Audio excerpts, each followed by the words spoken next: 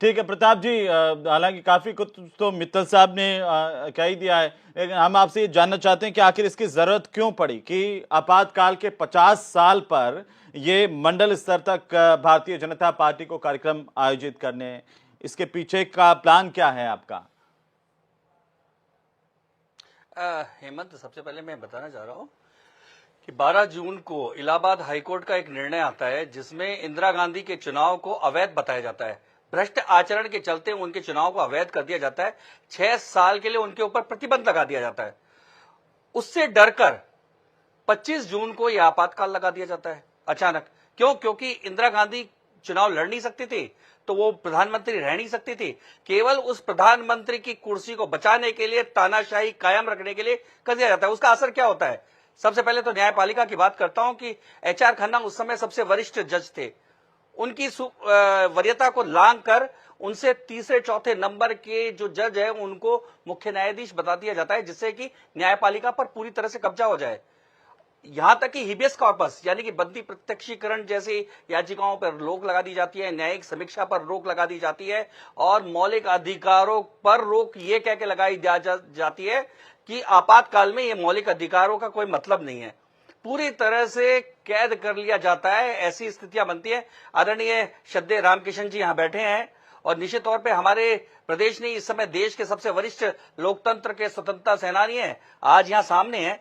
उन्होंने तो खुद भुगता है, क्योंकि मेरा भी बचपन थोड़ा सा मैंने देखा है कि उस समय हम जब स्कूल में जाते थे तो इंदिरा गांधी नाम लेने में भी लोगों को डर लगता था। ऐसी स्थिति थी। क्यों? क्योंकि इतना आतंक था। पुलिस हर जगह कभी भी दबिश डालती थी, कभी भी किसी को पकड़ के ले जाती है। अभी मित्तल साहब ने बताया कि नसबंदी, क्योंकि मैं गांव में रहा हूं, मुझे ध्यान है कि एक बार पता लगा कि गांव के सारे लोग जंगल में भाग गए इसलिए कि वहां अगर अपने गांव में रहे, घरों में रहे, तो उनको पकड़कर नसबंदी कर दी जाएगी। इस तरह के आतंक के सहारे उस समय आपातकाल 42वें संशोधन को सब जानते हैं, किस तरह से लोकतंत्र की आत्मा को खत्म कर दिया गया, संविधान पूरी तरह से बदल दिया गया। और जो बात करते हैं आज बड़े बड़े संविधान के गुटके लेकर संविधान की, उन्होंने लोकतंत्र की हत्या की। देखिए, हमारी आने वाली पीढ़ी को यह बताना बहुत जरूरी है, क्योंकि हमारा देश दुनिया के सबसे मजबूत लोकतंत्र में से एक है। वो क्यों है? क्योंकि लोकतंत्र के स्वतंत्रता सेनानी पंडित रामकिशन जी जैसे लोगों ने त्याग किया, बलिदान किया और अपने घर बार को छोड़ा और पूरी तरह से देश हित के लिए अपने को समर्पित किया। तब जाके ये हमारा लोकतंत्र बच पाया, नहीं तो हम भी पाकिस्तान होते या बांग्लादेश जैसे तानाशाही में पल रहे होते। लेकिन आज हम लोकतंत्र हैं, तो उसका बहुत बड़ा कारण है कि हमारे लोकतंत्र के स्वतंत्रता सेनानियों ने त्याग और बलिदान दिया।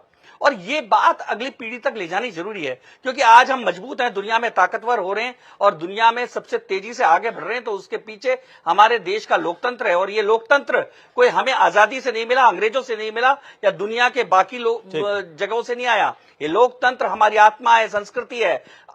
हमारी अजर अमर संस्कृति से ये लोकतांत्रिक मानसिकता, ये लोकतांत्रिक संस्कृति आई है और उसी लोकतंत्र को जिंदा रखते हुए यह संविधान बना है। और ये संविधान हमारी उसी संस्कृति का एक दृष्टिकोण है और उसको बताता है कि किस तरह से है।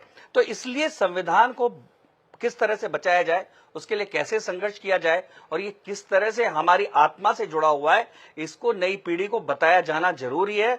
और इसलिए भारतीय जनता पार्टी कोई पहली बार नहीं कर रही है।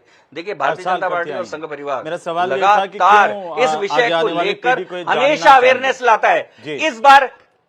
इस बार मीडिया में भी बहुत तेजी से बातें आ रही है। इसलिए हमारा मानना है इतिहास लोग जाने, आने वाली पीढ़ी जाने और लोकतंत्र मजबूत हो और हम जाने कि पंडित रामकिशन जी जैसे स्वतंत्रता सेनानियों ने देश के लिए क्या किया है।